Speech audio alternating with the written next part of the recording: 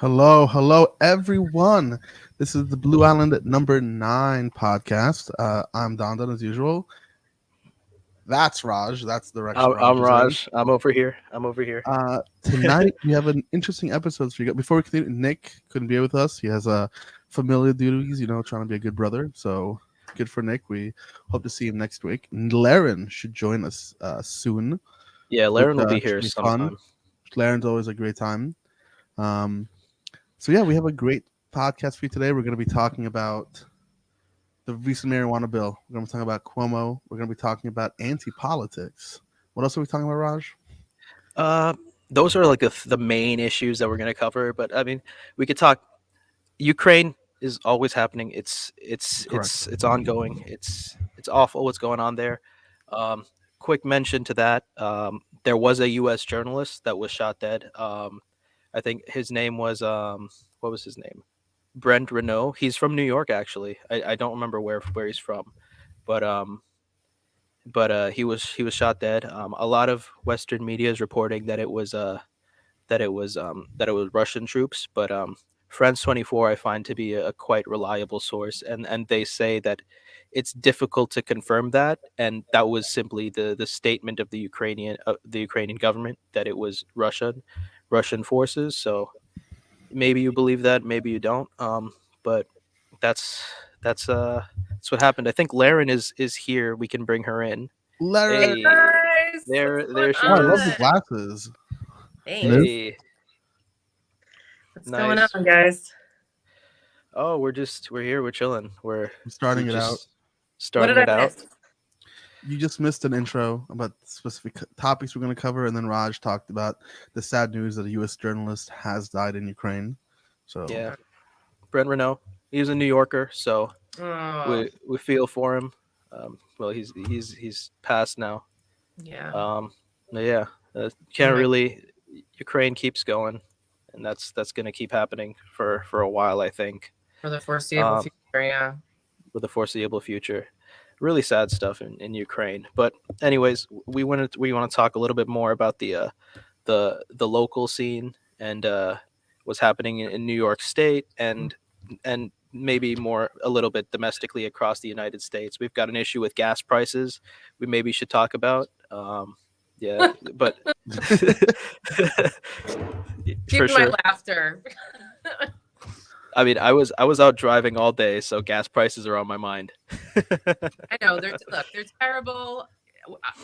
I feel like if you're over the age of, well, you guys aren't even. So, well, I remember having the same issue when Bush was in office. So, like, yeah, no, for me, I'm like, if you're over the age of 30, you remember this like a minute ago. Like, we've been here, and it's not the president's fault. That's what I correct. always, yeah, Correct. it has nothing to do with the president. We got, and we always talk about too, we have enough crude oil in America that we would be fine if we tapped our own resources, but we don't tap our own resources because it's more profitable to then get it, sell it elsewhere. And yeah, so it's just, it is what it is. It is So, what yeah, it is. we live in a capitalist free market economy, guys. So, blaming the president would be conceding that we don't live in a democracy, a free market capitalist society.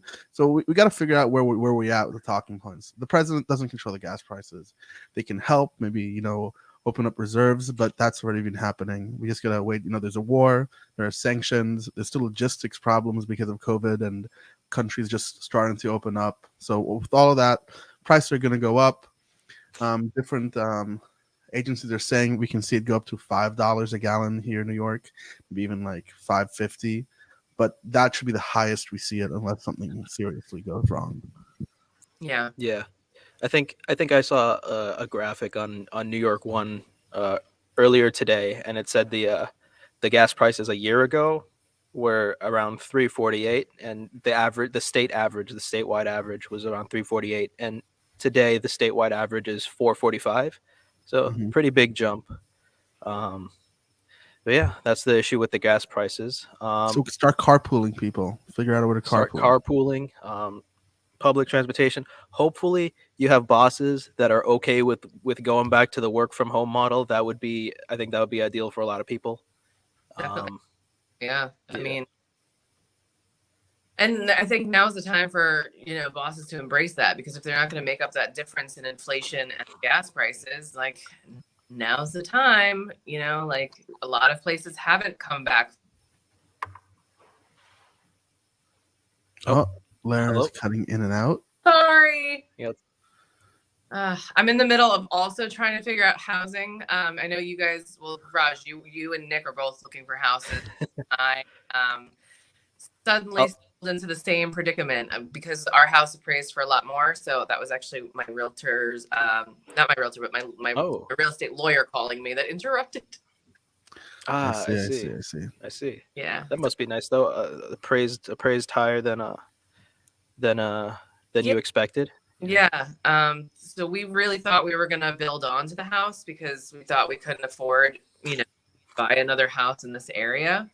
But it's just we thought it was gonna appraise low and that, but we would still be able to afford to take out our equity and build onto it. But what happened was it appraised high, like really high than what we thought. So we have enough equity to then put down on another house and rent out this one, and we don't want to lose this asset. So that's what we're kind of in the middle of. And people that get it, and people that don't understand it are like terrified of me even mentioning these things. But it's like the way the world works these days. I'm trying to be fair. I'm not like, I don't want to be like a slumlord or whatever. But listen, whether we like it or not, we live in an environment where you need money for your family and your kids, and everyone else needs money for. So we're kind of like pitted up against each other. You got to do what's right for you at the end of the day, and at the same time work to make it better for everybody else. I feel like I paid my dues a little bit. We've been living in a 1-bedroom with a 7-year-old for 7 years here. So like I kind of want a 2-bedroom. I think it's time. Sounds about for sure. Right. Sounds about right. Yeah. Speaking of young children, I gotta give a shout out to Pixar, and they make, obviously we know Pixar. They make amazing Did you movies. watch Turning Red? I'm gonna watch it this week. I cannot wait. I'm so excited to watch it. It was so good. Yeah. So good, and it was so nice to have different cultural representations, and just like it was just so good. Yeah, for those who don't know, Turning Red is a short or a movie? No, it's a new Pixar movie. Oh, okay, new movie. Yeah. And it talks about different types of ethnic background, sexual background. It brings all that stuff up together. It's not afraid, unapologetic, which is necessary. So they kind of glazed over the possible like same-sex relationship thing, but you can still tell there. Like, did you hear about the Pixar letter that they sent out recently? Yeah, so Disney obviously have a big presence in Florida, Disney World and all that. The Don't Say Gay bill is the issue of the day in Florida. Disney CEO ended up publishing a letter. He was pressured kind of into releasing a kind of this statement, saying that we need to, the biggest impact that Disney can make is creating a more inclusive world through the content that they produce. But then Pixar ended up kind of rejecting, or put out a letter really flaming Disney, and they basically said that that Disney has actually gone the way of negatively impacting them wanting to put more gay relationships in view. It's they really kind of shined a light on how Disney's been like censoring their creativity in that way. So they put Disney on notice. Disney ended up having to come back and after that, and then declare or say they're going to declare their being displeased over the Don't Say Gay bill. So okay. So Pixar, big win for Pixar in that sense. Big win, W. We got a W. Turning Red was supposed to go in theaters, but Disney told them no, they're going to put it on Disney Plus after a while. So Pixar needed a win. They got a win. Turning Red sounds great. Laren confirms that it is great. Go see it. It's going to be awesome. Yeah. Okay, so let's get into not the funnest of news. So I don't know if anyone knows. So we're going to share former Governor Cuomo's new ad attacking basically Letitia James, the Attorney General, for a political attack on the sexual crimes that he committed. So let's go ahead and take a look at that and kind of comment on it, show you guys what's going on.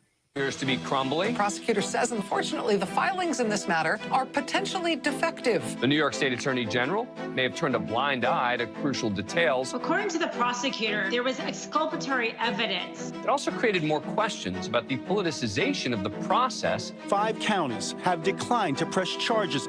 Not one has resulted in prosecution. And the within complaint is hereby dismissed. So that's the new ad paid for by Friends of Cuomo. That's the Interesting group behind the funding of it. So there's a really big, if anyone watches this and they're swayed by it, Cuomo is literally deceiving. He's putting a veil over your eyes very clearly. Mm-hmm. The reason why the charges were dropped is because there's no way to prosecute what he did legally. But it doesn't mean that he didn't sexually... was sexually inappropriate with his staffers. Right. So Letitia James, of course, they responded, and what they said was, let me share the screen just to make sure that we get this. She specifically said, serial sexual harasser Andrew Cuomo won't even spare a house of worship from his lies. Even though multiple independent investigations found his victims be credible, Cuomo continues to blame everyone and himself. But himself. Everyone. Yeah, but yes, himself. everyone but himself. Correct. Yeah.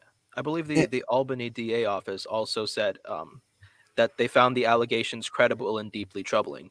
They said it wasn't criminal under New York law, but they admitted that it was that the allegations were credible. I mean, Letitia James, as you saw, as we just showed, believes it was very credible. Multiple investigations found this to be credible. So this is Andrew Cuomo trying to get back into the political game in New York. Yeah. Will he end up will he end up running for governor? I mean, again, that might be a possibility for him. That feels like a long shot, like a really big long shot. Like New York's not ready for that. Like that's not who the Democrats would bolster unless they really want. Unless we're all, all the Democrats that are holding positions right now are all dinos, which they probably are. No, I think there was an Emerson poll that came out not too long ago that put Cuomo, what was it? I think four points behind Kathy Hochul. So it's interesting. It's interesting to see that despite I imagine it's like at least like 60-70% of Democrats don't want him to run and don't want him as governor. And we can obviously guarantee Republicans don't want him as governor. It doesn't seem like there's an audience for him, but for some reason he is polling decently well, Yeah. Interesting. Yeah. So it's one we got to watch. We got to follow for Cuomo for sure. That would divide the vote, right? So then you're left with Zeldin. Mm-hmm. Don't tell me it's Zeldin. Oh no. That's what I'm saying. Like that's messed up. Yep. And which brings us to our next topic. So I don't know if you want to segue there yet, but Long Island Loud Majority being called out by this Southern Poverty Law Group as an extremist group, and Zeldin's ties to that. So if anyone can go on the Southern Poverty Law Center, you go to Fighting Hate, scroll a little bit down, you go to Ideologies. Ideologies under extremist files. Under extremist files. Make that known. And you go down to anti-government, right? Anti-government movements. They traffic in conspiracy theories by legitimate government and leftist elites seeking a new world order, etc. We've heard this before. This is not new to people who are aware in politics and the rhetoric that people talk about. As you go down past the map, you'll find that list, and then right there we will see. I'm not sure. You might have missed it. I think it's after the Oath Keepers, actually. Oh no, there it is. Yeah, there it is. Long Island, loud majority. So So is like underneath the Oath Keepers, not too far down. Is that what it is? no, Yeah. it's above. Yeah, it's above the Oath Keepers. It's not Oh. too far down in the list, Oh, but it's on that list. Yeah. mhm. okay. No, So I actually have a meeting with them this Thursday. You guys know that, right? yes, I do. Yes. Yeah. Yes. You told us. Yep, a meeting with Southern Poverty Law Group on Thursday, and from Long Island Strong Schools,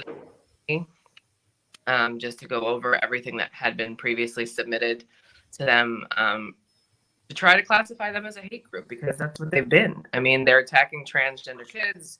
They've like any group that they could possibly attack, they found a way to attack one way or another throughout their time, just spewing things online and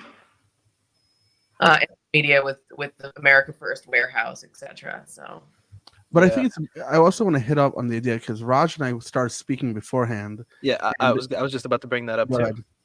Yeah, the term anti-government on its own. I mean, granted, this is the classification is under the category of extremist, anti-government, right-wing kind of group, but just the label of anti-government, that's something that can potentially kind of be used to their advantage, right? The words anti-government, because I mean, these are people that embrace the term deplorable. You know, they use it as a rallying cry.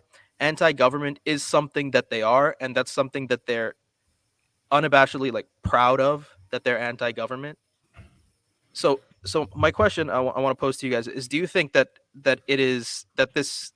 just the term anti-government, is that beneficial for them, or that the anti-government classification, can that be really more beneficial for them, or is it more damaging to them? What do you guys think? I mean, are people commenting? Yeah, Like- Karma is just saying, "Where are they making them hang?" And she just said, "Wow, wow." Mhm. Yes. Yeah, this is one concern that Amanda had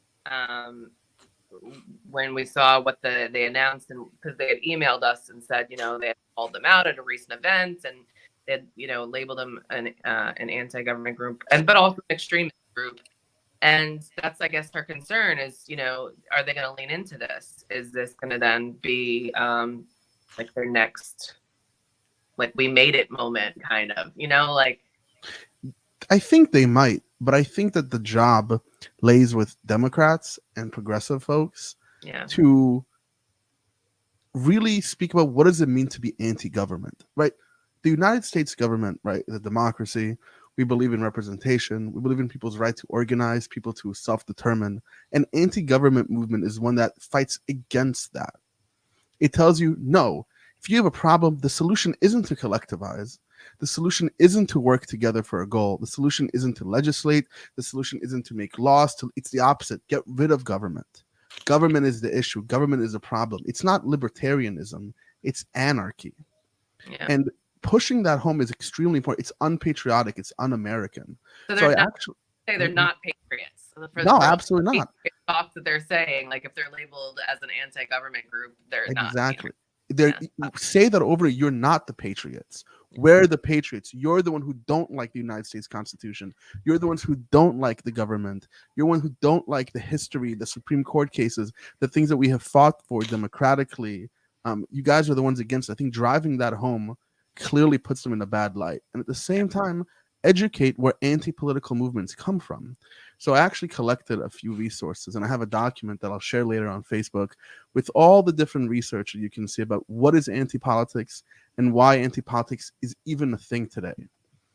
So politics? Define anti-politics. So anti-politics is a movement that basically started in like the 1940s, 1950s. And the idea was, it was actually created, it was, okay, so this is a bit, it's a little bit, so let me get into it. So the first thing you have to look at, he's got the pictures ready. The ad council, okay? The ad council was started actually in the 1940s with the tobacco industry and the oil industry and the asbestos industry. During the 1940s, the United States gave a lot of power to the War Advertising Council. This was to promote the war effort. The government compensated companies that created or donated ads by allowing them to deduct some of their costs from their taxable incomes. It was renamed the Ad Council in 1943. The organization applied for the same wartime persuasive techniques of advertisement and psychological manipulation during the Cold War years. The post-war period when the geopolitical rivalry between the US and the USSR. And the type of propaganda they started to put out was the idea of, take your pick. They were consistently talking about how the solution and why America is great is because there's no government in your business. Anti-USSR talk. The point of this was they were using it as a tool. Like the asbestos companies, the oil companies, the tobacco companies, they were using it as a tool to deregulate themselves, to make no government action be able to curtail them, right? Look at this. Clearly, Ivan is watching you, yada, yada. And you can keep going through all of this stuff. Again, I'm going to have a document setting all of this up. As we move forward, with these different groups and these anti-political movements, what we ended up seeing is that this has become a specific talking point with the right. So we look at Reagan's deregulation, for example, that took away the fairness doctrine on TV, that allowed TV to start advertising to children. Right? This is it's when you weaken the government, you weaken the people's ability to make decisions and to create laws to hold companies and other corporations accountable. So instead of thinking the idea is that we have, let's say we have one body over here, which is the government, and one body over here, which is the private companies. When you lower the power of the government, you increase the ability of private companies to have power over you. And as you deregulate government, you increase the power of private companies. AntiPolitics is a movement that tries to reduce the power of government to increase the power of corporations. This is how it's always been. So an anti-political movement is one that does the same thing. It denounces our American values. It denounces our democracy. It denounces what we have, the Constitution here to protect, which is our ability to collectivize, which is our ability to stand together, make votes, and choose what is constitutionally right. And says, no, the problem is the government. That is precisely why it's a radical form. A radical group. It's a group against the U.S. Constitution. It's a group against democracy. It's a group against America. And they wave an American flag at the same time. This is classic doublespeak. Absolutely. Yeah. Absolutely. I mean, we look back in history to Gilded Age, when the corporation kind of the idea of a corporation really became what it is. And since corporations have existed, it has been this struggle between the government, which is supposed to be of, by, and for the people, and the corporation, which has solely the interests of the corporation, in mind. Yeah. So it's been that struggle, and since that was such a new thing at the time, I mean, we did not have legislation or anything prepared to tackle anything like that, and so we've had to, over such a long period of time, find ways to fight that, because obviously corruption happens when they have that kind of when they have that kind of power. And when people come up with that kind of argument that we see nowadays, that oh, I'm a patriot for being anti-government, blah blah blah blah blah, speak. I mean, you think back to the idea that the same ideas that they kind of like to celebrate about the founding fathers, and the founding fathers wouldn't have wanted this, the founding fathers wouldn't have wanted that. The founding fathers don't live in the modern age. That's like, yeah, for sure. But what if they did, I'd love to be able to talk to them. I mean, the founding fathers would have literally wanted that. Wasn't it James Madison said the Constitution should be erased and rewritten every 20 years? Because he believed that it's tyranny for the older generation to tell the new generation how to live. Right? They're literally against everything that is American. Like Amanda said, pseudo patriots. It is using symbols simply to evoke emotion over anything of substance. Absolutely. The Revolutionary War was against the British, against the regime of the king and their oppression, right? And what they did was they formed a government. They formed a government that became the United States of America, the country of the United States of America. What we have to do is we have to understand that that doesn't mean that they're anti-government. I mean, this seems like such a basic concept to understand. Like, the fact that they formed a government means that they're not anti-government. Right. What they want to do is they just wanted to have a country that was not that was not as oppressive as what the British were doing to them with the Stamp Act, with the Sugar Act, and all these things. I mean, we can always talk No about the taxation without slavery. representation. Exactly. We can Don't talk get me about the started on that. slavery, Don't get and me we can started on talk no about all taxation these without Because we terrible still things. have that. Like We- now, we now we literally have that still more have- than ever. We still have second-class citizens living in the United States, undocumented immigrants who are being taxed and have no voice for representation. Yep. And we're gonna and we're talking. This is what America is about: giving people a home. Taxation. If you're taxed, you're represented. Period. You should be. Right. Yeah. The founding fathers were immigrants. Mm-hmm.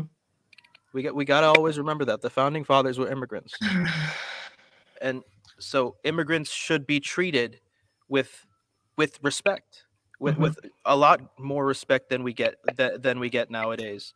Yeah. And we see this movement of hatred towards immigrants, especially immigrants that aren't that aren't white. I mean, that used to be the case. They used to have hostility towards Eastern Europeans, towards the Irish and whatnot. But that has since changed to simply people that do not have white colored skin. Yeah. Absolutely, the founding fathers are turning in their graves. Mm-hmm. And we need to use that imagery of the founding fathers, I think, a little bit more on our side. I think we've ceded the founding fathers talk and that kind of patriot kind of rhetoric a little bit to the Republicans and to the right wing, and we know for a fact that what they're doing is absolutely vile and against the values of the United States. They're against the values that were they're against the idea of this. I love to talk about Abraham Lincoln and the Gettysburg Address and the new birth of freedom that he talks about. You know, that's something that I admire so much. Yeah.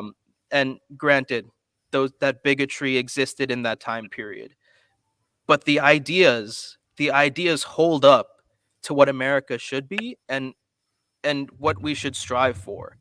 We just have to make sure that that encompasses everybody. We have to be a place for immigrants. We have to be a place regardless of the color of the skin, regardless of the religion. It doesn't matter. It doesn't matter. What border you crossed from? What border you crossed from? But I think that a big part of it is in the same way they can hold the anti-government wave. Be like, oh, this is a good thing. We just have to fight back. Be like, nah, that's a horrible thing. We love America. You hate America. We should hold the American flag. And when they hold it, be like, how dare you hold that if you believe this? Right? We can't. And also, we should just embrace just the image of just the American flag. Like, let's have the whole parades ourselves, but we're not doctoring the flag. We're not having. Yeah, look, we're only flying the American flag. Like, we're not flying a blue line flag. We're not flying a black line flag. We're going to fly the American flag. Yeah, because we're all American. That is sacrilege. Can you imagine? Can you imagine back in the day someone taking the American flag, spray painting it and waving it up? Everyone would be. Well, in the 60s, people did things like that, and people did lose their mind. They lost their mind. It was after the Vietnam War, and people were like, you know, doing things to the American flag, and people lost their mind. Now you can like slap any kind of image on the American flag and make money on it, and that's apparently you're an amazing patriot. Like, put Trump's face on it, make tons of money. But going from anti-government, we do have to talk about the idea of libertarianism. Oh God. Libertarianism as a political philosophy doesn't say no government. Most libertarians will say that like taxation is theft, right? But it usually means decentralization of of government power. So Nick, you couldn't be here, prepared a wonderful document for us about what's happening with marijuana and retail licensing in the area. So Raj, since you generally read better than me, you want to read this for the folks? Okay. Just give me 1 second. I gotta pull that up. You gotta pull it up? Okay. Yeah. Where is it? So the marijuana stuff. So a basic summary on what this is what he gave us. So on March 31st, 2021, New York State legalized adult use cannabis by passing the Marijuana Regulation Taxation Act, uh, and it created the new Office of Cannabis Management, governed by a Cannabis Control Board, to oversee and implement that law. And so what they will do is they'll issue new licenses, develop regulations outlining how and when businesses can participate in the industry. They will also oversee the medical marijuana program, the cannabinoid health program, um, that was previously regulated by the Department of Health. And so they're charged with issuing, the Office of Cannabis Management is charged with issuing licenses for businesses to participate. So the OCM, they'll promote social and economic equity applicants who have been harmed by the prohibition of cannabis for adult use licenses. So they established a goal of awarding 50% of licenses to social and economic equity applicants. And this applies to, for example, people who were charged with cannabis-related offenses in the past. They will receive priority in the application process. The main thing that's hitting the news with that is that that they will, as we said, they will begin to focus on people with marijuana-related convictions. The first 100 to 200 retail cannabis licenses that are awarded by the state will go towards those people who had a marijuana related conviction or their relatives. There is a little bit of controversy on that. I frankly There's a don't lot of think, it. I yeah, was talking about this yesterday with colleagues that work in various fields of substance abuse, and a criminal defense attorney. I've talked to someone that Tina Wolf from Cash J, Community Action for Social Justice. She's Long Island's only harm reduction program for substance abuse.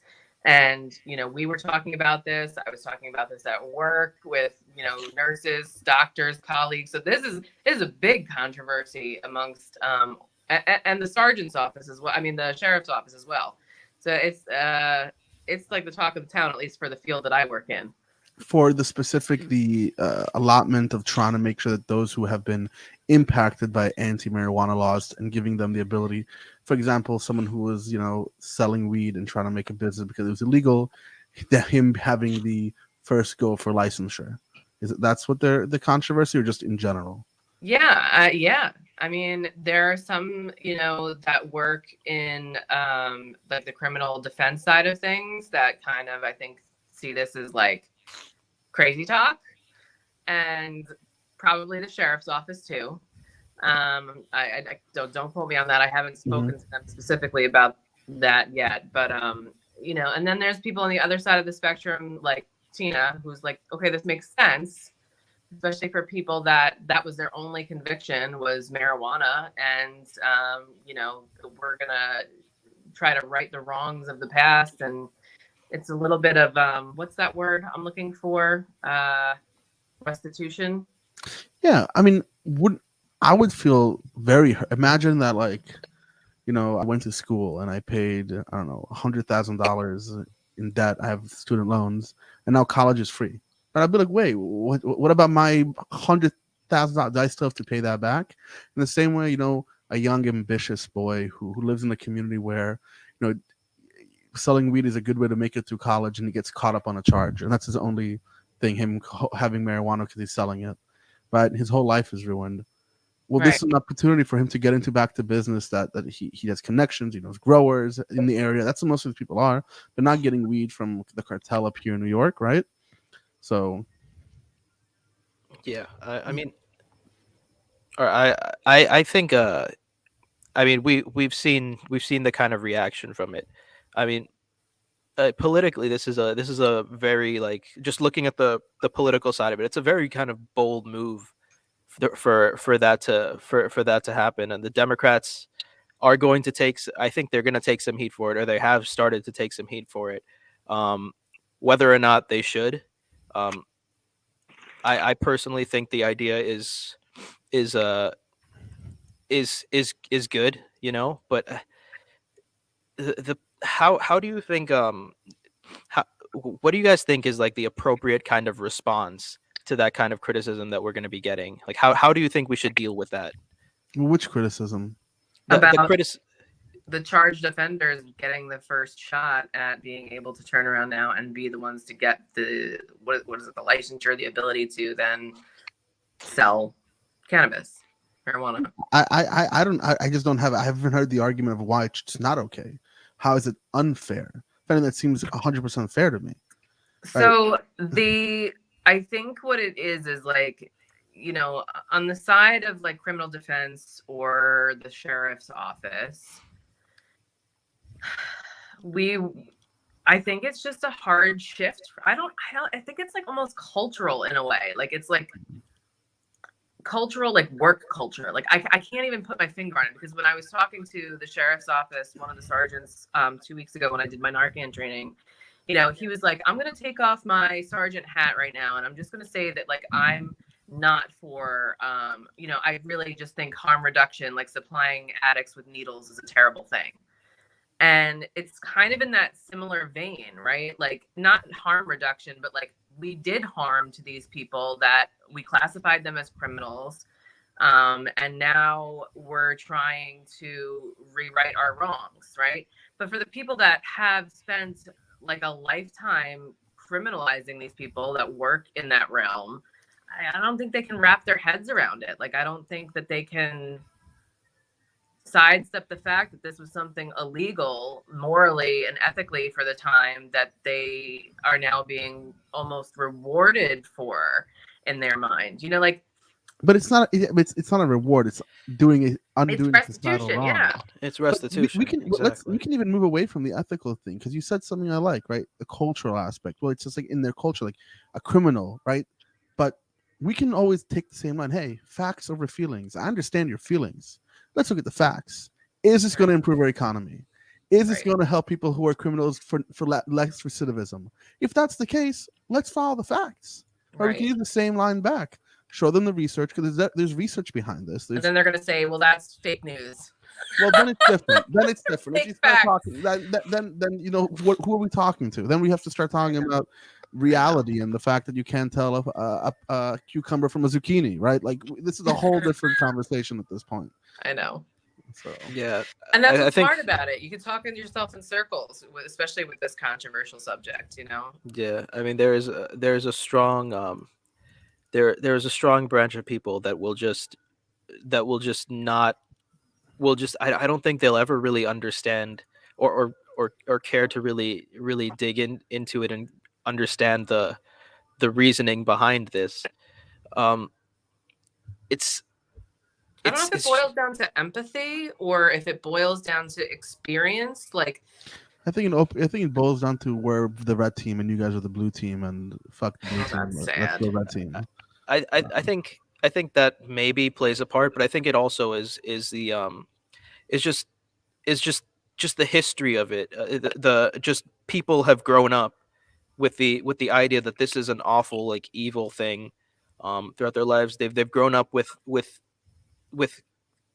the arguments of the gateway drug, of everything regarding the issue of cannabis, all the anti-cannabis propaganda and whatnot, and they're just stuck into it, I think. Yeah.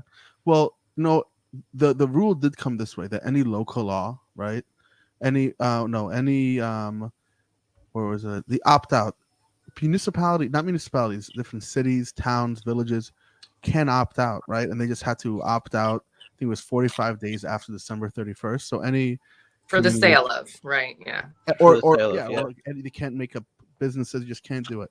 And this is, for me, this is what I was trying to say. This is not anti-political. This is decentralization. Hey, we're passing this rule, but if you guys in your towns, you're not up for this, you guys can go ahead and opt out.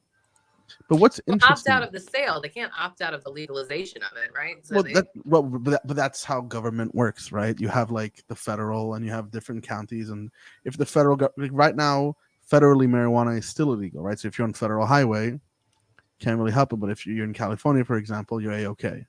Right. So we have this give and take. We have separation of powers, separation of scale.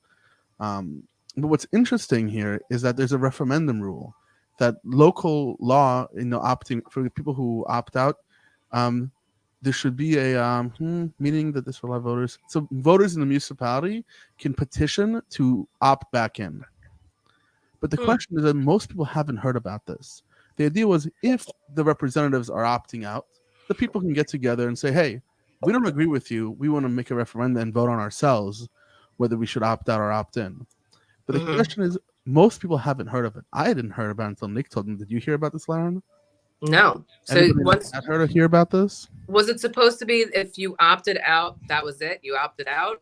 Is No, that how it originally was? There's a petition that after 45 days after December 31st, you could referendum to make a vote, a municipal vote that we want to opt in. The people can come in and make a vote, a legal vote, to say we don't care what the representatives say. We want to do it our way, as the people have a choice to say. Interesting. So I don't think that's hit the ground running yet, because I think when people It's find already that too out, late, though. It's already too late. oh, it's That past was 45 days since Right. December 30. Yeah. Of 2021. So the idea becomes this: why didn't we hear about this? Why was this not disseminated to the people? This was in the media. This was in the news, right? This is exactly what anti-political movements do. They take away your ability to self-organize. They say, nope, it's not for you. It's giving the authority to the few rather than the many. Right? In the same way that you have the corporation, that's the few versus the people collectivizing. It's the same idea. Hey, no, the problem is the government. Well, that's not the. So you're saying the people are the problem. Right. People voting. The problem is people getting together. That's Right. what your issue is, and that's un-American. Yeah. undemocratic, un-American, not patriotic, however you want to frame it. That's what it is. But with regards to these people also, I mean, we've talked about libertarianism a little bit with regards to this. They also like to frame themselves as libertarian a little bit. These same people, they like to say, "Oh, I'm a libertarian." I think this is this idea of decentralization. I mean, overall, kind of works, I guess, in some cases, but with regards to other cases, because something I hear a lot about libertarians, and this might be a little off topic, but it's just stuck in my head, the idea of like getting rid of the Department of Education. Like these are things that that libertarians like to talk about. Oh my god. That I think federal one specifically, the one it already does nothing. I'm twitching. My eyebrows twitching. Absolutely. I had these are a also the debate same. a while ago with someone on that. Remember This is Donna why and Mark Geller? libertarians. Where's your thesis, huh? Where is your thesis? This is why libertarians and the far right, though, like join hands and skip and glee together all the way to the Board of Ed meeting, because they think that, you know, like their child's education isn't transparent and we don't know what's being taught and we need transparency, and we're going to attack the Board of Education and we're going to attack. That's one thing that blows my mind. Like, for example, the Don't Say Gay law in Florida, a lot of them are going, it doesn't mean don't say gay, it's just about transparency, so we know what the teachers are teaching the kids in our schools. What do you mean you don't know? You don't talk to your children when they come back from school? You don't sit down, do homework with them? What are you, a permissive parent? So you think, oh, you come back from who? Go play video games upstairs, Xbox, don't curse too much at your friends while playing Call of Duty. Like, is this what you do? I mean, you should know what they're learning in school. But also, like, you have the opportunity as a parent to observe if you wanted to. You have the opportunity as a parent to go to the open school nights, you know, and speak with the teachers, and you can email anybody you want. As much as my superintendent of my school out here loves to remind me that I'm not following the chain of command, I don't work for you. I don't work for you. Mm-hmm. So I'm sorry if I upset, like, the, you know, security guard or the principal of the school, but like, I have limited time in my life too, you know, my time is just as valuable. It was what I say to parents, like, you can go do it yourself and get the answers, you know, like, you don't need to act raucous at a Board of Ed meeting. Sorry, that was my rant. No, yeah, Dan, I feel like I put you to sleep, Don. You were like, No. Honestly, I was reading an article on my other monitor, and I was just like, you know, zoned you out had that glazed over look on your face, and I was like, I'm sorry. No.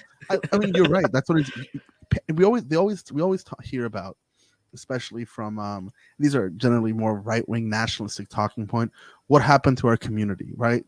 Well, you got to get involved in your kid's school. You can't go ahead and make spread laws that say don't teach about LGBTQ people in school and their relationships, right? This reminds me of something that I remember I learned once. I think I was in high school, and I said something like, oh, well, that's homosexual sexual activity. And someone corrected me. It's like, what's the difference? It's just sexual activity. It's not that much different if you really want to think about it and get deep into it. It's not that different, guys. It's like when I care for someone and they care for me, we want to be intimate. End of story. Like, love is love. Yeah. Yeah. Like, let's be real. 90% of people watch porn. You know, it's not that different. So let's, so we veered right there. Woo! So yeah, I hear did not expect this show to end up with that. I know, me neither. That we just totally went. Here we are. I always do this. It's all right, Don. Classic. I am with Laren on the BOE Maniacs. We need everyone to pay attention to our local school board races this year. And if there's anybody watching that wants to run for their local school board, Amanda is. I'm skipping from the last topic to this because clearly I'm everyone. Not the key was everyone probably does it. I'm almost convinced. What? Oh, we're going back to the porn thing. Yeah, I think so. No. All right. Clearly, I'm not the candidate to run for that position, but there are people that should be running for the Board of Ed positions. And Amanda's group, the Long Island Strong Schools, they have workshops for people that are interested in running that are of sound mind and body, so that we get people in these school districts that can go up against these extremists, basically. Absolutely. So important. I mean, the don't say gay thing happened for sure, but the CRT discussion, or I don't even want to call it discussions, the ranting that people had over the non-existent CRT just, I think, put a bit more of a spotlight on school board meetings, on the school board, and I think that's one way we can maybe try and motivate people to get involved in that, perhaps. So if you want to stand up to these people who are who are just ranting about a non-existent legal theory being not taught in schools, then standing up to them, you can definitely be there you could definitely join the school board and defend it. For me, this is reminiscent of like the Scopes trial in the 50s about evolution. Yes. Science has come out telling us, oh, listen, guys, we thought that sex and gender are the same thing. Two different things. Yeah, you got to teach it to kids. We've learned new stuff. Society has developed. We've learned when new you things, know better, do better. Yeah. It's the same thing. We're having the monkey Scopes trial all over again. We'll see where it goes. Yeah, but no, this time it's just attacking history. To be honest, just like teaching history in school. Yeah, basically. I don't know. I love history, guys, folks, and it's just, oh my God, I hate to see that it's like a war against history. I mean, we see it, the battleground in Virginia all the time, right? But with the Glenn Youngkin and the back and forth going on there, but it's happening in Florida, it's happening in Texas, it's happening in Tennessee with the banning of mouse. Tennessee with the banning of mouse. It's despicable. It's if we can't. Persepolis is one of my favorite books. It's actually what got me into, when I was like 20 in college, getting into, actually I never got into comic books prior to that. So I read Persepolis first, and that was also right after Islamophobia and all that, and so it was just really enlightening to me as a young college student, and like to have that be a banned book now, I'm just like, this is crazy. It taught me so much, like about Syria. And the right wing just wants to raise little snowflakes who can't handle violent graphic novels, Pretty much. they love to call everybody else snowflakes, but you bring out like something that disputes their opinion, like a fact or just basic history or even just like a book, and that just challenges their worldview, and they get all riled up and super defensive, and they're like crying, and they want to go to the school board meetings and like yell at everybody, even though they don't really know what's going on. Oh my God. Well, also, I hate to be that person, and I keep going back to this, but pretty sure 90% of those people that are raging and screaming all the time are alcoholics. I probably shouldn't say that, but listen, you can go anger down problems. to a bar. You Anger can go down to a problems. bar and drink your liver to death. But Yeah. alcohol, we talk about gateway drugs. I have done the most Alcohol's drugs the I've ever worst. done being drunk. Okay, I don't know about you. So we have bars open and people are freaking out over marijuana. Come on, facts are Listen, feelings, right? Marijuana is not a gateway drug.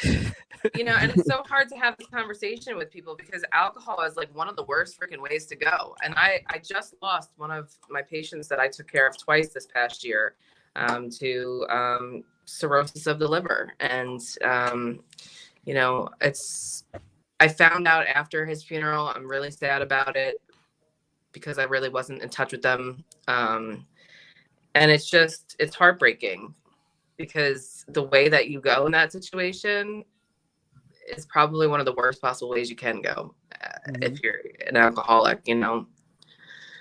Anyway, worst drug ever is alcohol in that sense. And that is institutionalized as anything It's as in Western normal. culture.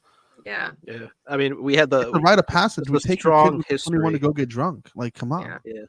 We have a strong history with alcohol, with the prohibition and everything, and we can't, like, they tried with the prohibition, and Americans just, I guess, tend to really love their alcohol. But when you get something like marijuana, I mean, the Well, pushback, like, they want to that's the enforce a Caribbean prohibition. alcohol, right? That's the brown people drug. That's the problem with it. That's We what they drink- used to say? Reefer madness, yeah. Oh, yeah. Reefer madness, yep. And it's funny, my people are rum guys. We like the rum, yeah. Oh my God. Oh my God. Carla just said new study shows that even small amounts of alcohol can shrink your brain, and that's absolutely true. And one of the things that I say to people all the time too, like, I have a really close friend. She's really young. She's on freaking blood pressure medication. I'm like, gee, honey, love bug. Why do you think you're on blood pressure medication? Alcohol causes hypertension.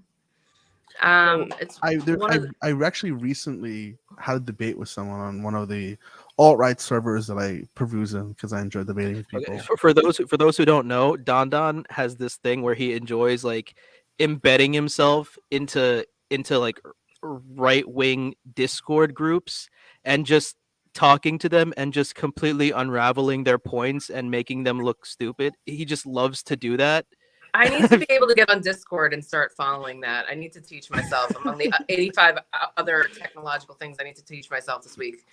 Yeah, absolutely. Don is a master at that, and I just wanted to sidetrack and just let everyone know this is just the usual find Sunday for Don Don. on Discord and entertain yourself. Yeah, if anyone's interested on Discord, our Discord is this close to being up. We might actually be up this week. So once we have it up and we'll join. We'll link servers. We'll have a good time. I'll send you if you're interested. I'll talk to you about it. But the point is that we were talking about alcohol. Someone came in. I think we have to ban alcohol. We have to ban all drugs, whatever it was. And people. So the point is that alcohol, anything above 56 grams weekly, is like horrific for you. Now that's an insane amount, 56 grams of alcohol weekly, right? Like a can of beer has 2 grams of alcohol altogether, like it's pure alcohol. So can you imagine that the standard that the tests are even done with is with 56 grams? And that's like the minor amount. The average consumption of alcohol in the United States is about 100 grams a week. That just kills you. You just die. Your lifespan is like 10 to 15 years less. But they embrace that, right? Because there's all those songs that are like, we're here for a good time, not a long time. You know, like it's like ingrained in our culture to embrace that. And it's just like mind-boggling though, because it just hurts so many families and so many people. Well, anyhow, guys, we are 55 minutes in. I know. We should shut up. And we need to end this podcast because we can talk forever. Yeah, so as always, we've gotten to the point where we sidetracked to unsavory topics, if you catch my drift. Yeah, lots of them. Yeah. So as always, Blue Island together forward. Together forward.